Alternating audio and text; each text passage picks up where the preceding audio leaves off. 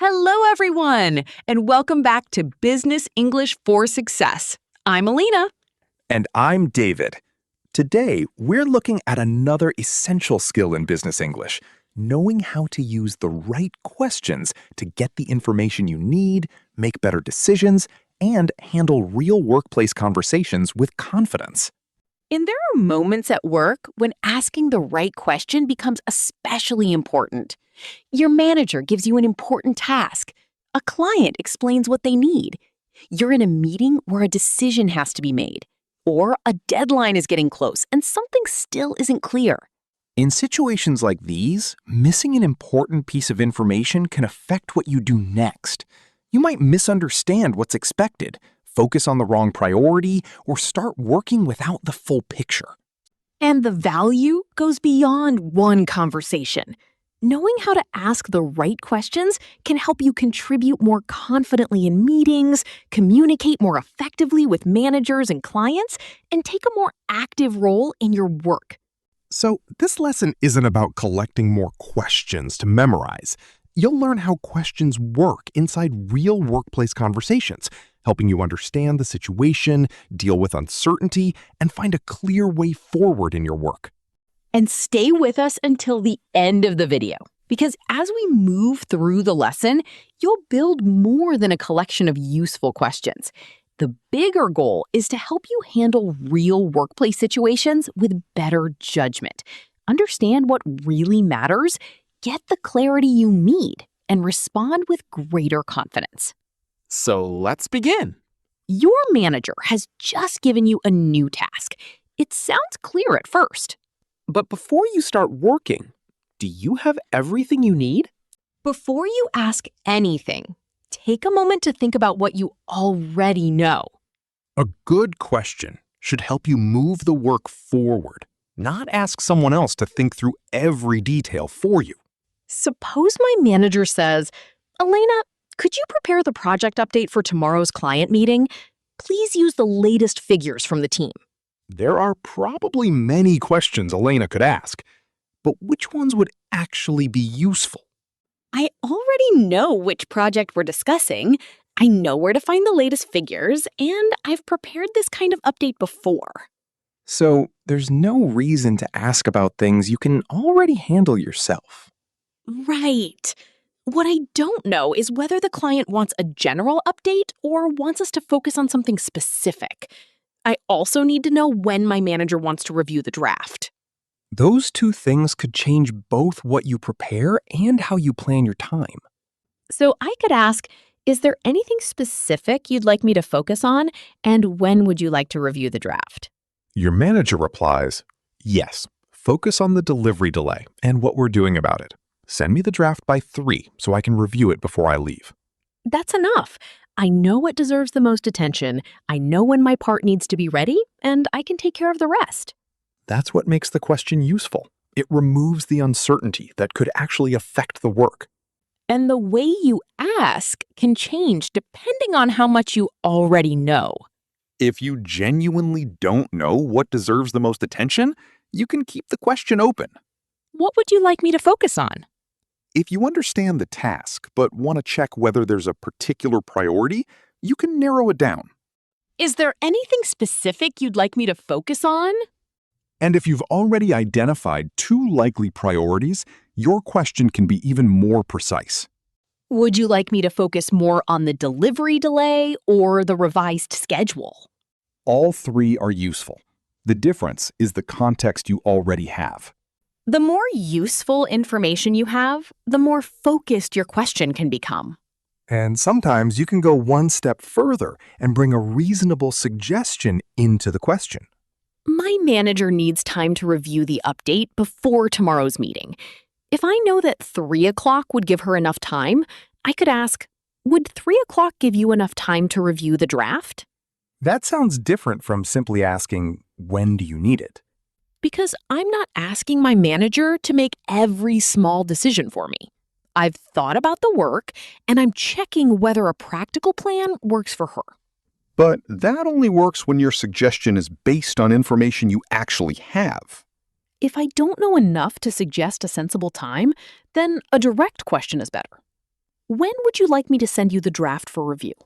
So better questions aren't about making every sentence longer or more advanced. They're about making the question fit what you know and what you still need. And this isn't only useful when a manager gives you a task. A coworker might say, "Can you check the presentation before I send it to the client?" You've worked on the presentation together, so you don't need your coworker to explain the whole thing again.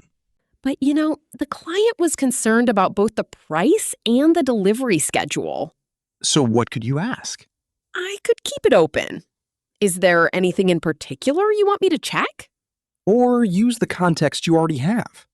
Do you want me to focus on the pricing section, the delivery schedule, or both? Same principle, different workplace situation. Use what you already know.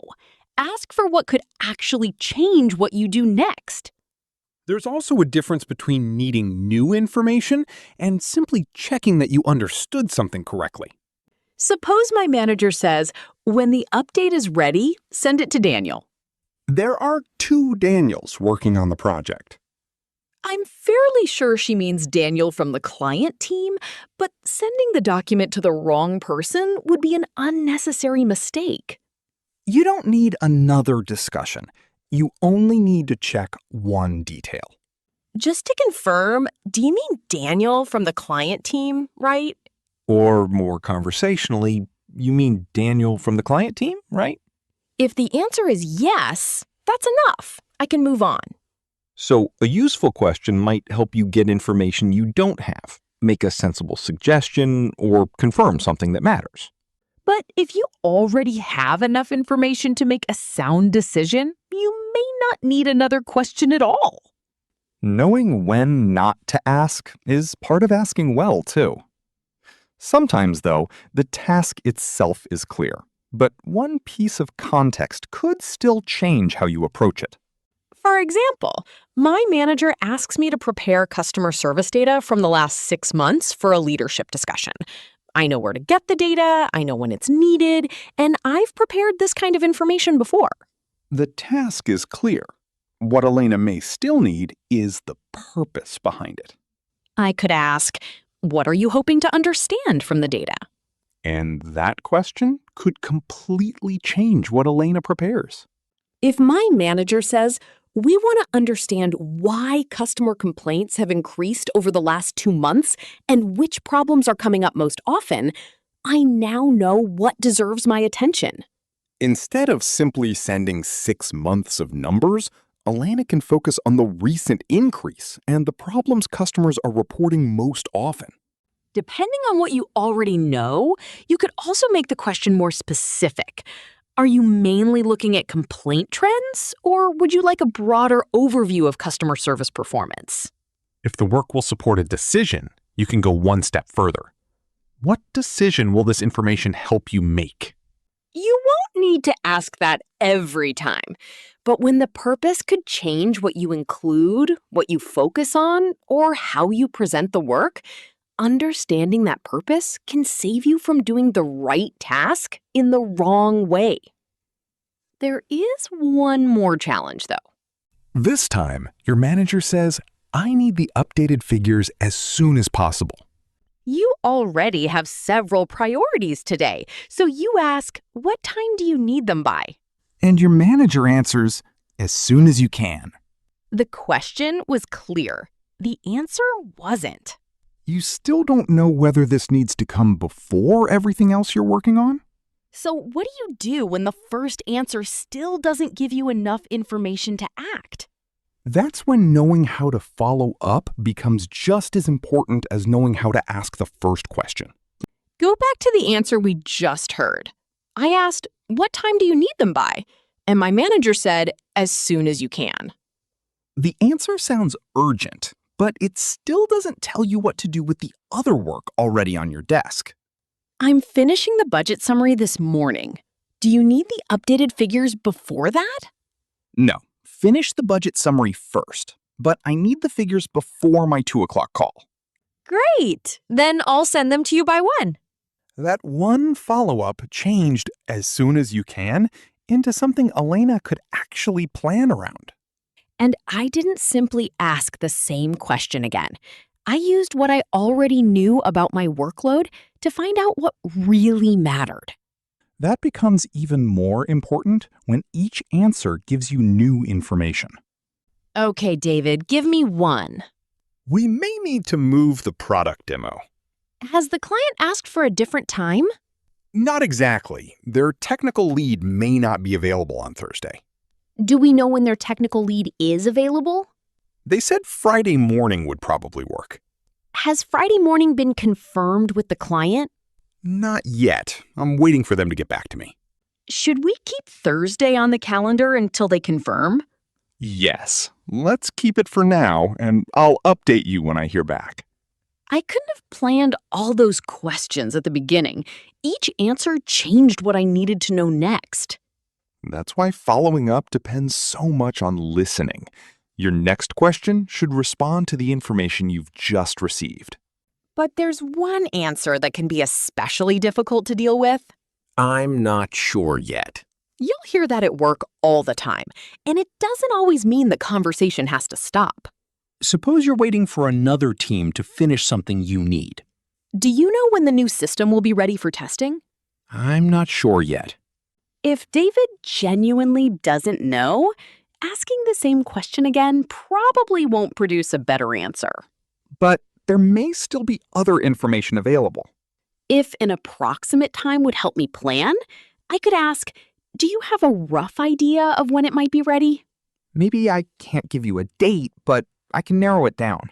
If I need to narrow the timing further, I might ask, do you think it's more likely to be this week or next week? Sometimes the person you're speaking to simply isn't the person who has the information. In that case, I could ask, is there someone else I should check with? Or perhaps nobody has the answer yet. Then I need a useful next step, not another guess. You could ask, when would be a good time for me to check back with you?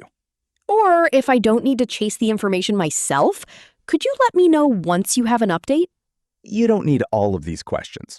Ask for an estimate if an estimate will help you plan, find another source if someone else may know, or agree on when the information will be available next. The goal is to leave the conversation with something you can actually use. There's another type of answer that creates a completely different problem. This time, the answer is perfectly clear. But it doesn't work with your plan. David, I was hoping to start the analysis tomorrow morning. When can you send me the data? I can send you the data, but not until tomorrow afternoon. Is there anything you can send me earlier so I can get started? I could probably send you the customer figures in the morning. I'm still waiting for the regional numbers. That would help. Could you send me the customer figures first and the rest later? Sure, I should be able to send the first part by 10.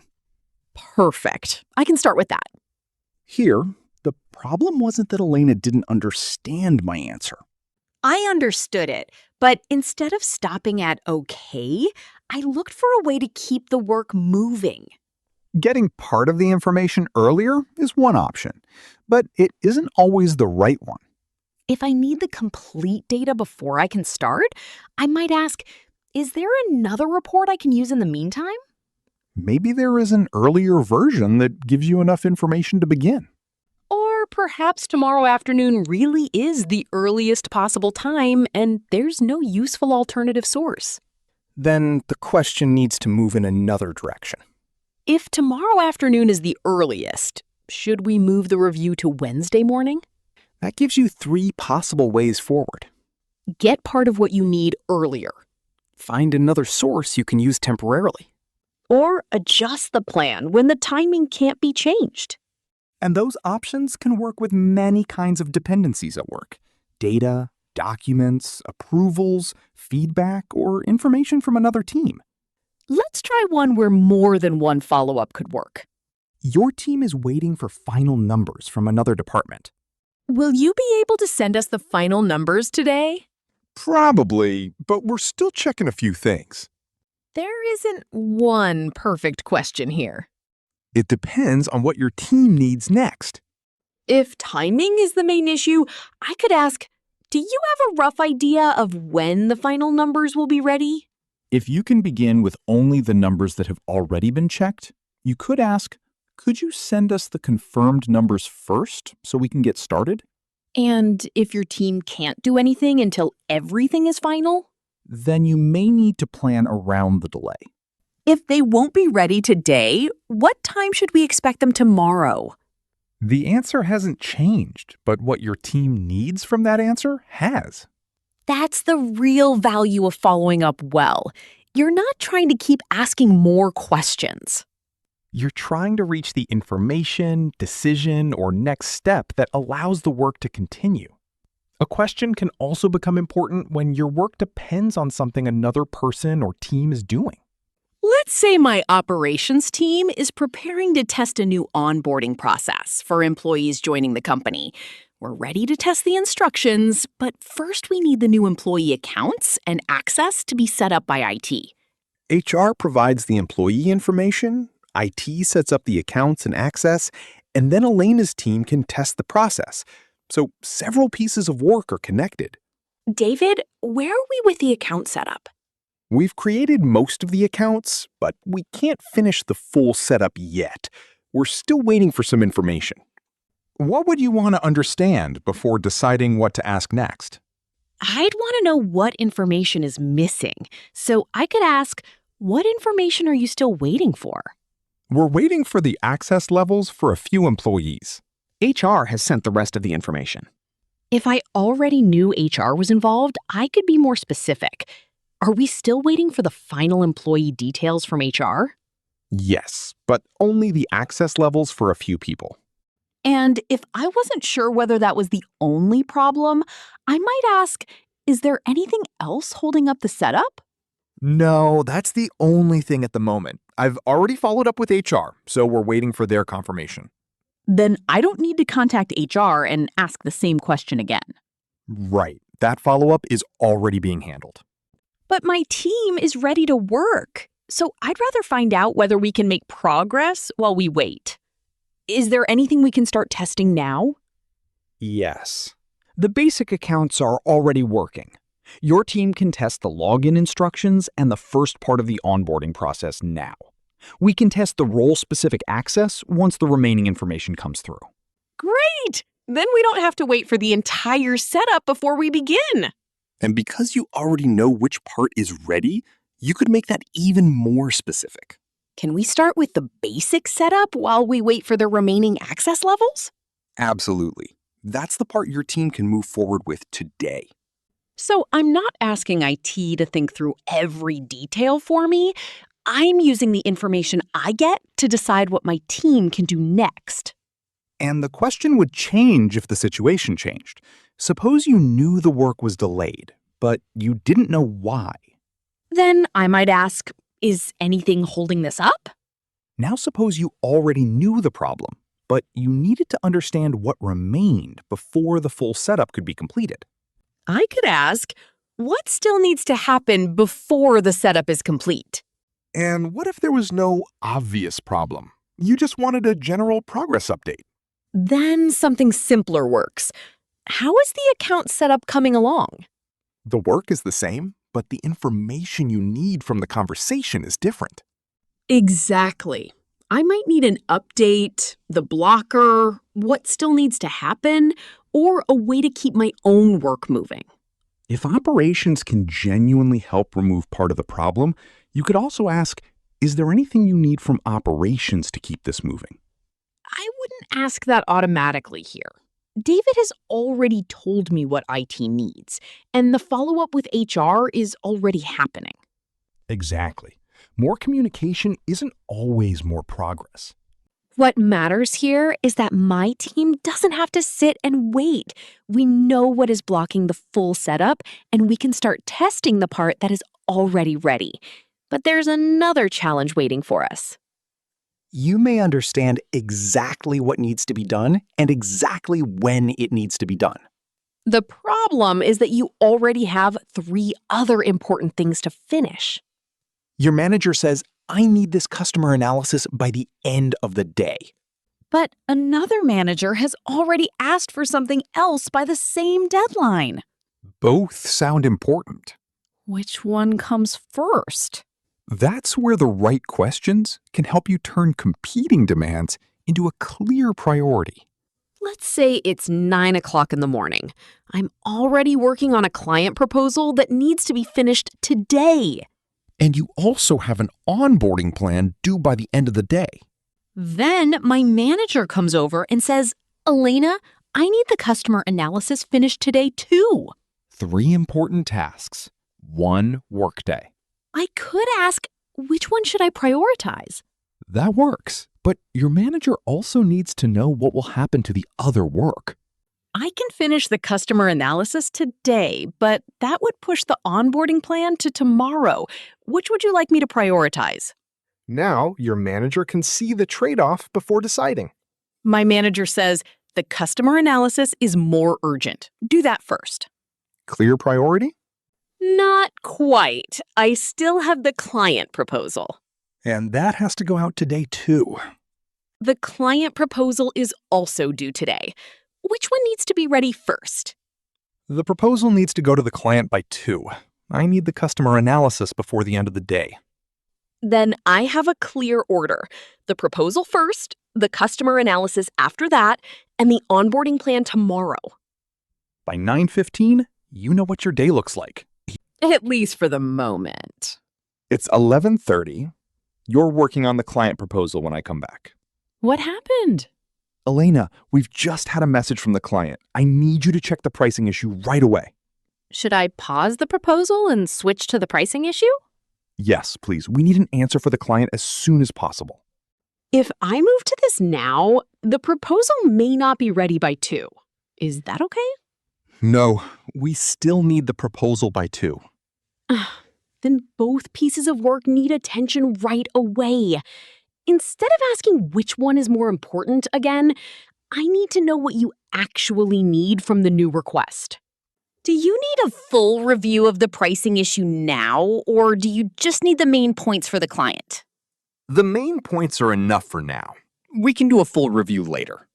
Okay, I'll send you the main points first, then go back to the proposal. Perfect. That's all I need right now. So I don't have to somehow finish 2 complete pieces of work at the same time. Right. Finding out what is actually needed can change the scope of an urgent task. By 1:30, I've dealt with the pricing issue and I'm almost finished with the proposal. Then your second manager sends you a message. Elena, I need the onboarding plan by 4 today. But this morning I was told that could move to tomorrow. And your second manager may not know that your priorities have changed. I'm also working on a customer analysis for David that's due by 5. Would you like me to check with him before I move the onboarding plan ahead of it? Yes, please. Let's make sure we're aligned. David, I come back to you and say, Sarah needs the onboarding plan by 4. If I finish that first, I can get back to the customer analysis afterward and still have it to you before 5. Would that work? Yes, that works. Good. Both managers can now work from the same plan. By 3, Sarah has reviewed what's ready and realizes she needs 3 sections completed before tomorrow's meeting. And I still need to finish the customer analysis before 5. I need the schedule, responsibilities, and first week activities completed before tomorrow's meeting. I need to know what has to be done today. What do you need from the onboarding plan today? Ideally, all 3 sections. Would it work if I complete the schedule and responsibilities today and send you the first week activities tomorrow morning? I really need all 3 before the meeting. Then moving part of the work to tomorrow won't solve it. But perhaps the work doesn't all have to be done by me. Is there anyone who could help with the first week activities while I finish the schedule and responsibilities? Actually, Marcus already has most of that information. I'll ask him to help. Great. I can finish the other 2 sections and still get back to the customer analysis. That's a workable plan. By the end of the day, the useful question was never simply, what's the most important task? It was the question that made the trade-off clear enough for people to make a decision. Questions are also valuable after you've done the work, when you want feedback you can actually use. Suppose I've just presented a draft proposal to my manager, and she says, This is a good start, but I think it needs more work. That tells you something, but not enough to improve the draft confidently. I could ask, which part would you like me to improve first? The recommendations section. The analysis is clear, but I'm not sure the recommendation is strong enough yet. That already gives me a direction, but I may still need to understand what stronger means in this situation. Would you like a clearer recommendation, or do you think I need more evidence to support it? The recommendation is clear. I'd like more evidence behind it, especially the customer data. Good. Now I know this isn't a request to rewrite the whole proposal. I need to strengthen one part with better support. And sometimes the feedback sounds positive, but is still too general to help you grow. Imagine a manager says, "Nice job on the presentation." You don't have to turn every compliment into a long feedback discussion. But if presentations are something I'm actively trying to improve, I might ask, was there anything I did particularly well that I should keep doing? Or if you want one practical improvement, what's one thing I could do better next time? Those questions make the feedback easier to use because they give the other person a clear direction to respond to. Feedback can also be unclear when two people want different things. My manager might say, make the report more concise, while a stakeholder says, we need more detail on the risks. Simply trying to satisfy both comments could leave you with a confusing report. So I could go back to the person responsible for the final output and ask, for the final version, should I keep the main report concise and add the risk detail in an appendix? That question does more than ask which feedback is right. It offers a practical way to handle both needs. And if the standard itself is unclear, I might ask, what would a strong final version look like to you? That can help when the standard matters, but hasn't been made explicit. The point isn't to ask for reassurance after everything you do. It's to turn vague feedback into something specific enough to improve the work, and over time, improve how you work. You're in a meeting and someone says, I don't think this approach is going to work. Your first reaction might be to explain why you think it will. But you don't know yet what the other person sees as the problem. One good question can completely change what happens next. What concerns you most about the approach? I'm worried about how much work it will create for the support team. Is the main concern the number of customer requests they'll have to handle? Partly, but I'm more concerned about the first few weeks. If customers have problems, the support team may not have enough information to answer their questions. Have you seen this happen with a previous launch? Yes. Last year, we launched a new service before the support team had enough training. Customers started calling with questions, and the team didn't have clear answers. What would need to change for you to feel comfortable moving forward? I'd want the support team to have the training materials before launch, and I'd like them to have a few days to review everything. If we send the materials on Wednesday and give the team Thursday and Friday to review them, would you be comfortable keeping the Monday launch? That would help, but I still have one concern about the payment process. What do you see as the biggest risk there? We haven't finished testing it yet. If something goes wrong, customers may have trouble placing their orders. Would another round of testing address that concern, or do you think we need to change the launch date as well? I'd still prefer to move the launch back a few days. It would give us more time to test the payment process properly. What launch date do you think would work better? Thursday. We could finish the testing on Monday and Tuesday, check the results on Wednesday, and launch on Thursday if everything looks good. That sounds possible. Before we change the date, is there anything else that would need to be ready for a Thursday launch? We'd need to make sure the support team has the final information after testing, but I think that would be manageable. Then we have something concrete to take back to the team. Finish the testing, update the support materials, and consider moving the launch to Thursday. Yes, I'd be much more comfortable with that plan. We started with one broad statement. I don't think this approach is going to work. But the questions revealed two different concerns: whether the support team would be ready and whether the payment process had been tested enough. Once those concerns were clear, we had something specific to work with.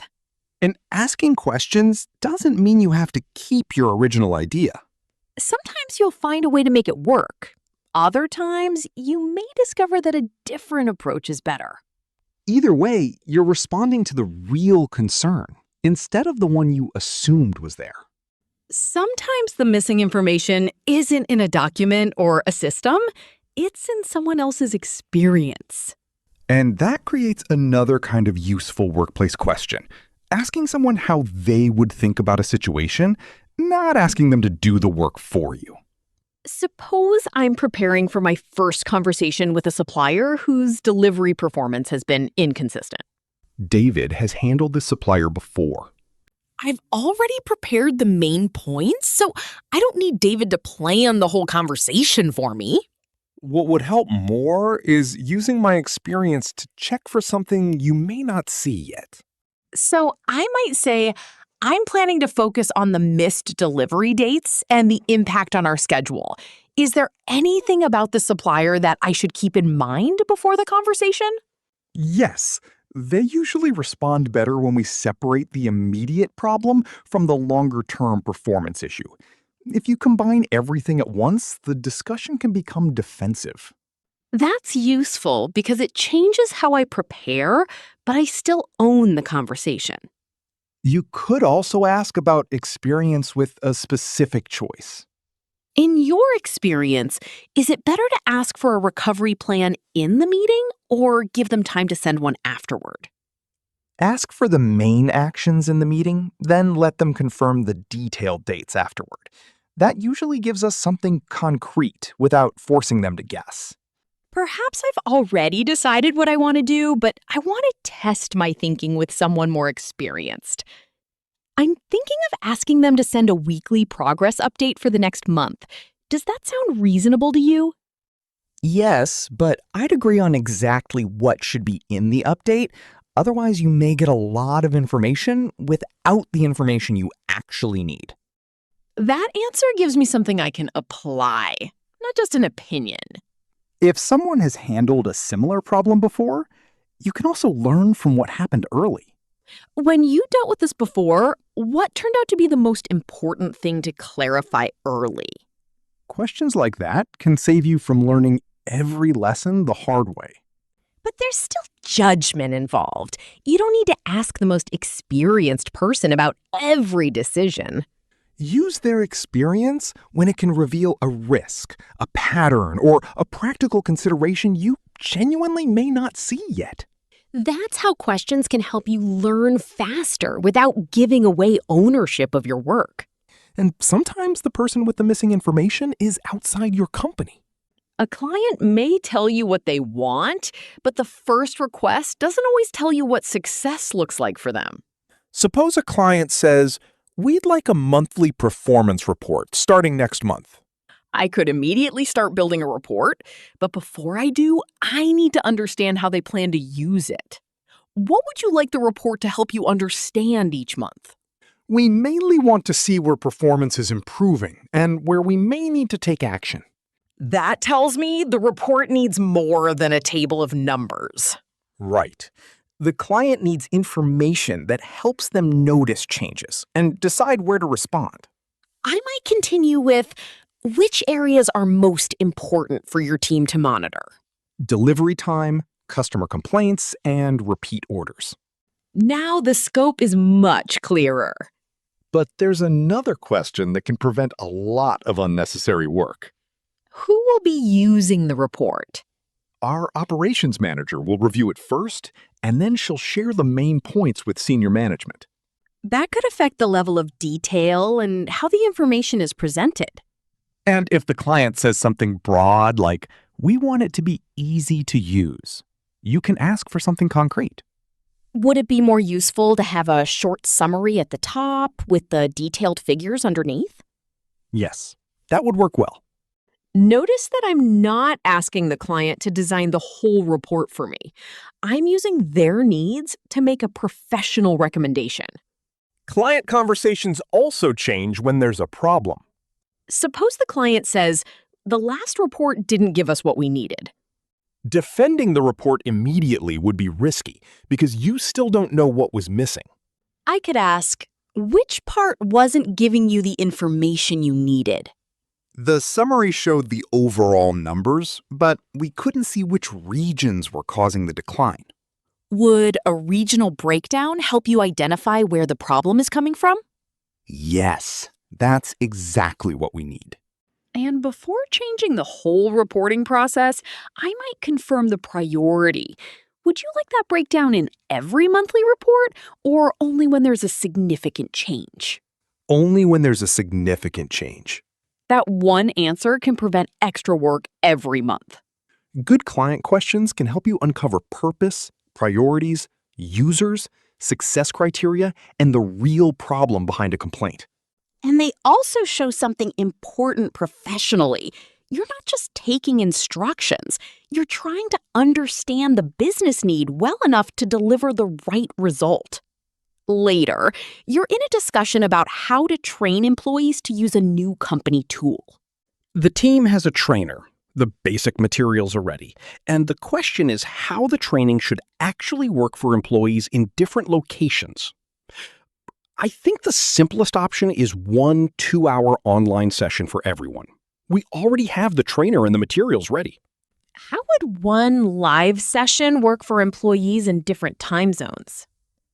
That could be difficult. Some people would have to join very early or very late. We could record the session for anyone who can't attend live. That would help, but they'd miss the chance to ask questions during the session. We could offer 2 live sessions at different times and record one of them as well. That would give more people a chance to take part live. Yes, it would take a little more time from the trainer, but 2 sessions should still be manageable. Would employees have a chance to try the tool themselves? Not in the current plan. The trainer would demonstrate the main features, but with a large group, there wouldn't be much time for everyone to practice. They might understand the demonstration, but still need help when they use the tool on their own. Exactly. We could include a short practice activity, but I think smaller groups would work better if we want people to actually try the tool and ask questions. What if we keep the main session shorter and use smaller sessions for practice afterward? That could work. The main session could cover the key information, and the smaller sessions could focus on practice. The trainer would need to run several sessions, though. We might not need the trainer to lead every session. The team leaders already use the tool, so they could probably run some of the practice sessions. We just need to give them clear materials so every group practices the same key tasks. That sounds much more manageable. So we'd have 2 live main sessions at different times, a recording for anyone who can't attend, and smaller practice sessions afterward. Before we finalize it, how will we know if the training has actually helped people use the new tool? Attendance alone wouldn't tell us that. We could give employees a few simple tasks to complete during the practice sessions. Then we could see whether they can use the key features, not just whether they attended the training. And the team leaders could tell us which parts people still need help with. If the same problem comes up across several groups, we'll know where follow-up training might be useful. So we've moved from one long session for everyone to a plan that gives people better access, time to practice, and a way to see whether the training actually helped. And the original idea wasn't necessarily wrong, it just wasn't the whole plan yet. You don't have to ask questions throughout a meeting just to show that you're involved. A well-timed question can bring something useful into the discussion that hasn't been considered yet, and that can be a real contribution. And that matters when you face a situation you've never practiced before. Suppose a coworker tells you, starting next month, our team will use a new process for approving expenses. You could immediately start thinking, what question should I ask? But imagine you already understand the new process. What you don't know is how it affects the work you're doing now. Then you might ask, how will this affect the expense requests I'm currently working on? Or maybe you already know that too. What you still need is to know whether there's anything you should do before the change begins. Then a better question might be, is there anything I need to do before the new process starts? So the same situation can lead to different questions, depending on what you already know and what you need to do next. And if you already have what you need, you may not need another question at all. So don't worry about finding the perfect question. Understand what you need next and ask the question that helps you get there. And you don't need complicated English to do that. What matters more is knowing why you're asking and what you need from the conversation. So take that confidence into your next conversation at work and use the English you already have. If you'd like to keep building practical English for real workplace situations, subscribe to Business English for Success and keep learning with us. Thanks for spending this time with us today. We'll see you in the next lesson.